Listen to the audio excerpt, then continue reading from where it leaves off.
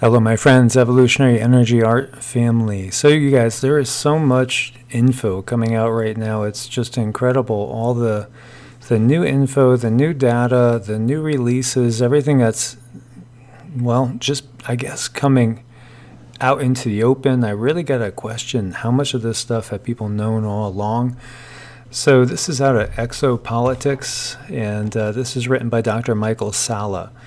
And he's talking about the Earth catastrophe cycle and Ben Davidson. I just finished watching one of Ben's videos, and basically he's talking about the same thing that I started to hear more and more people talking about, and that's the sun having a micronova. Now, we've heard about the solar flash, and if you guys remember, there was a remote viewer that used to talk about the kill shot. And basically, it's just like when the sun is going to have a super event, which Ben Davidson is calling a micronova. You know, it's a solar flash. It's actually kind of like a shedding of its outer skin in a way. And the fact that this info is coming out now from more than one person speaking about it, and when this event happens, it's not going to bode well for the side of the Earth that's facing the sun when it's hit by this. Very, very concerning, to say the least. So it's fascinating that we didn't hear about this before, and now it's all coming out. At least I never heard about it before, whether it was something that was known in the scientific community, 30, 40 years ago. Something tells me, this has been kept under wraps. But the scientific data confirms that micronova events are common occurrences in our galaxy, and such events span Earth's history. They are associated with polar shifts, yet the evidence has been suppressed by government authorities for decades. So in part 4 of his video series, Ben Davidson presents scientific studies showing how micronovas have been observed occurring in multiple stars by astronomers. So micronova is Davidson's term for a supernova-type event that is not large enough to exhaust or destroy the star generating it, but large enough to devastate nearby planets. He said, what is a micronova? It's not a supernova. It's not really even a nova, as it is like the little sister of a nova, one that can affect the entire world but not completely destroy it. So Davidson's video shows evidence that such events are a cyclic part in the life of a star, and includes the following list of 10 known recurring nova events observed in the Milky Way galaxy. And so you see that list.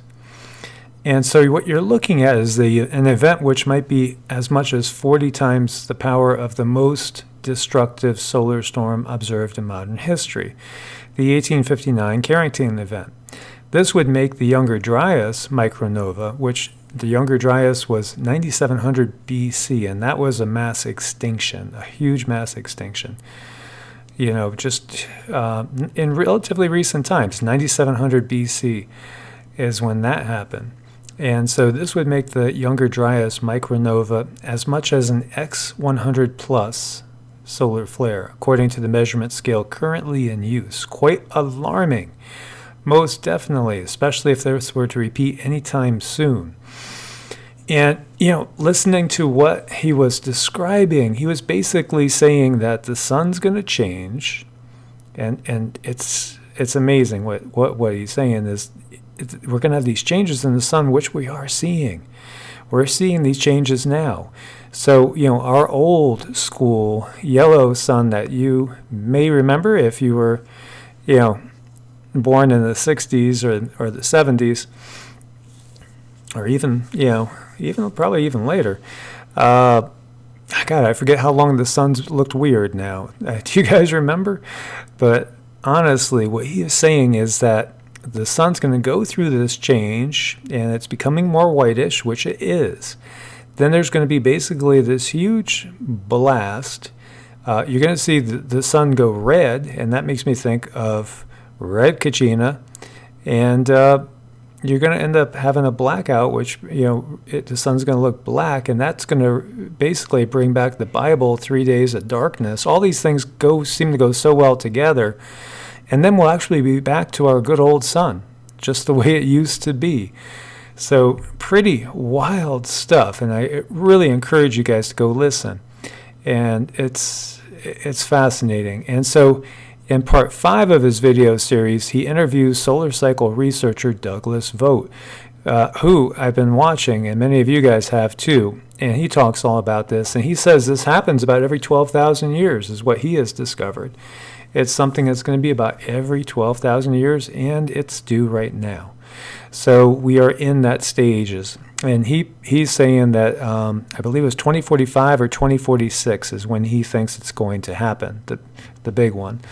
But I encourage you guys to check that out as well. And then they're also talking about Corey Goode, who if you haven't watched any Gaia TV or Cosmic Disclosure, Corey Goode claims to be part of the SSP. Well, he was part of the Secret Space Program, and so he claims that he was part of that since childhood. And he says he has received intelligence briefings about when the solar flash will occur from 2 independent sources, the Secret Space Program Alliance and the Inner Earth Civilization he calls the Anshar. And so he's interesting to watch, whether or not you believe him as well. And so, he says that it's something that is also coming, and that everybody knows there's going to be a big, huge flash. Everybody knows it's coming. And, this is fascinating stuff.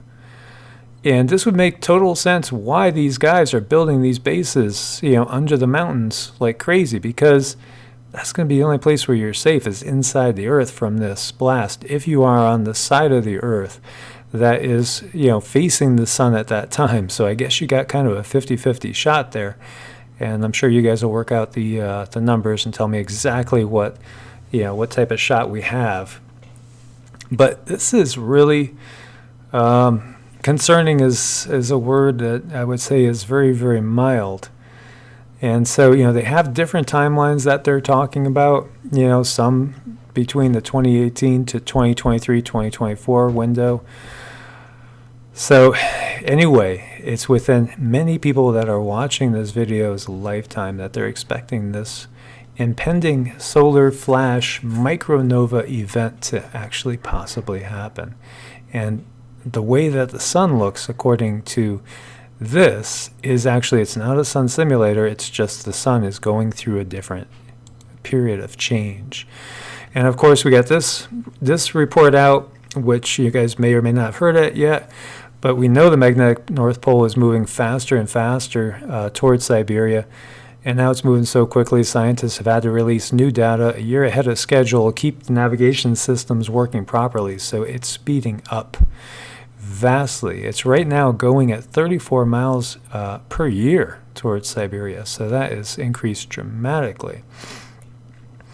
And it's pretty fascinating stuff as well. So we're getting all sorts of data and confirmation about the fact that we are in truly unprecedented times in the last thousands of years, 10,000 years, 12,000 years perhaps.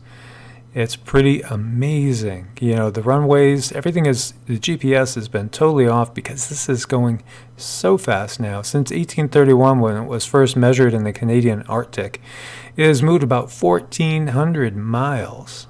Wow, 1,400 miles towards Siberia. Its speed jumped from about 9 miles per hour to 34.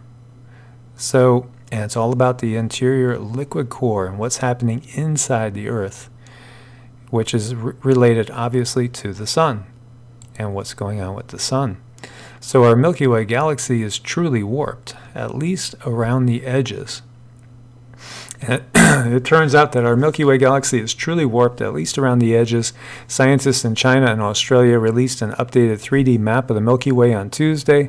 They used 1,339 pulsating stars, young, newly cataloged stars, bigger and brighter than our sun, to map the galaxy's shape. Farther from the center, more warping or twisting there is in the Milky Way's outer hydrogen gas disk. Researchers say the warp spiral pattern is likely caused by the spinning force of the massive inner disk of stars. We usually think of spiral galaxies as being quite flat, like Andromeda, which you can easily see through a telescope. But we are seeing that the Milky Way's fringes are really warped and twisted. And we're just getting blasted with all this new information. And this one's giant impacts caused by interplanetary collisions. So again, I mean, all of our legends, all these things that have been speculated upon, you know what? Now they're giving us scientific, quote-unquote, facts that show that, you know, all this stuff has been pretty much dead on. Dead on, you know. That's pretty amazing. And it just shows that most of this has been just covered up. So astronomers have found fresh evidence for significant planetary diversity within a single exoplanet system, suggesting that giant high-speed collisions are partly responsible for planetary evolution. An international team of scientists led by Italy's National Institute for Astrophysics and evolving physicists from the University of Bristol spent 3 years observing the exoplanetary system Kepler-107 via the Telescopio Nazionale Galileo in La Palma. And La Palma is that big volcano that could collapse and end up causing that mega tsunami in the Atlantic. So they gathered all sorts of data, and basically what they're finding is that it's not uncommon for a planet that's close to the host star to be the densest due to heating and interaction with the host star, which can cause atmosphere loss. However, as reported in Nature Astronomy in the case of Kepler-107, the second planet, 107c, is denser than the first, 107b. So much so that 107c contains in its core an iron mass fraction at least twice as large as that of 107b, indicating that at some point 107c had a head-on, high-speed, giant collision with a protoplanet of the same mass or more collisions with multiple planets of lower mass. These impacts would have ripped off part of the rock and silicate mantle of Kepler-107c, suggesting that its density is that it is denser than it was originally. And so this is lending credence to the whole idea of Tiamat and Nibiru and all of that we hear from the ancient Sumerians. As, you know, Earth came from the remnants of Tiamat, and, you know, the asteroid belt past Mars is remnants. So pretty interesting, because, you know, everything just seems to be tying together so well that it's almost disconcerting when you think about it. So this is what happens when a stream of solar wind traveling 1.3 million miles an hour strikes the Earth's magnetic field. And the Earth is exiting a stream of solar wind that sparked the G1 class geomagnetic storm and magnificent auroras when it first arrived on January 31st and February 1st. But what happens when a stream of solar wind traveling 1.3 million miles an hour strikes Earth's magnetic field?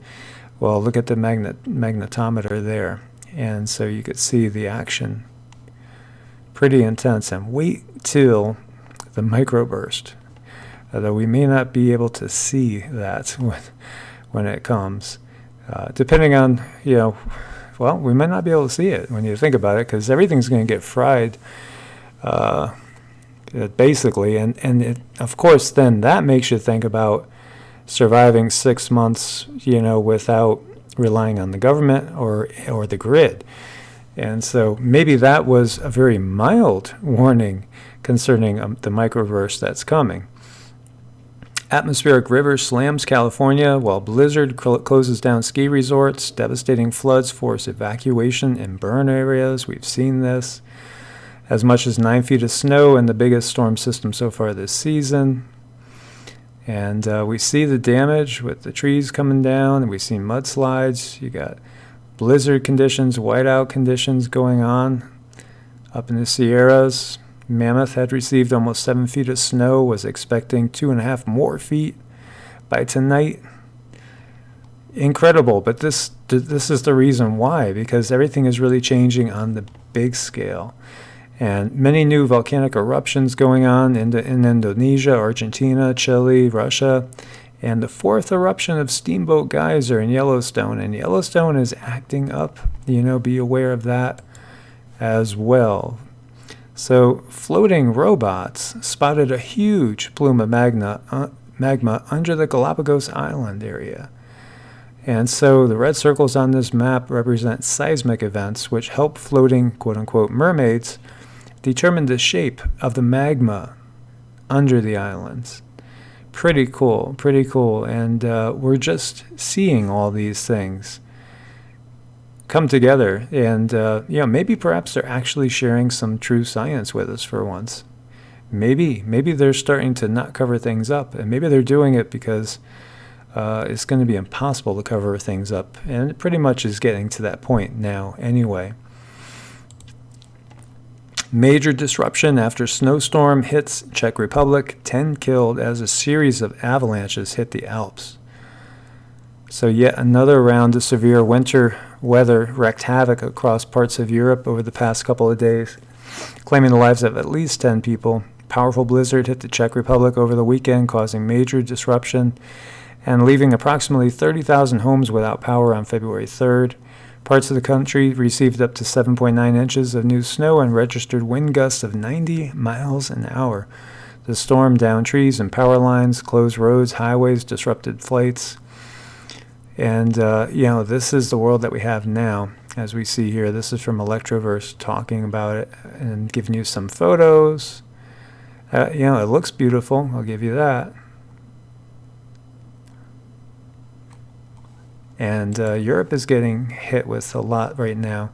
Large amounts of Saharan dust to be pushed into southeastern Europe, particularly in Greece, over the next 24 to 48 hours.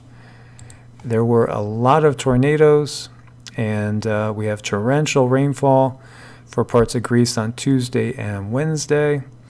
150 to 250 millimeters in 24 hours. And severe windstorm across south-southwest Iceland today on February the 5th. Very, very low pressure for, a storm like that in this area this time of year. And then, as I was touching on, tornadoes in Europe and the Mediterranean in January. 2019 kicked off with a lot of tornadic activity across southern Europe and the Mediterranean. Total of 61 reports are available.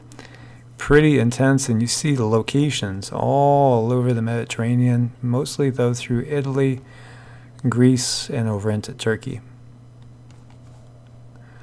And so we have valley fever cases in California continuing to increase. So a potentially deadly illness found in the soil and dusty winds of California's Central Valley is on the rise, state officials say. Documented cases of valley fever rose 11% in 2018. Preliminary total of 7,886 cases compared to 7,090 for the same period in 2017. And it's not just that. We have Washington measles outbreak climbs while other states are grappling with the disease. And we talked all about the whole vaccination issue with that. So since January 1st, Clark County Public Health has confirmed 49 cases of measles. In King County, home of Seattle, at least one confirmed case was reported. The vast majority of those who came down with measles, 41, were not vaccinated against the disease, Clark County officials said. And, this is really, as we know, it's a push for vaccinations. Did you know that women's brains are 4 years younger than men's on average, of people with the same chronological age? So analysis of metabolic brain age might explain the differences in cognitive decline rates. So, guys, it means we're declining faster than the ladies. Pretty, I'll let you guys make up your own mind on what that means. So as always, my friends, thumbs up, support the channel. Please do subscribe. Go ahead, click the bell, get all notifications, share with as many as possible. I look forward to your comments on everything that's happening out there. God bless, my friends. Stay safe out there, and namaste.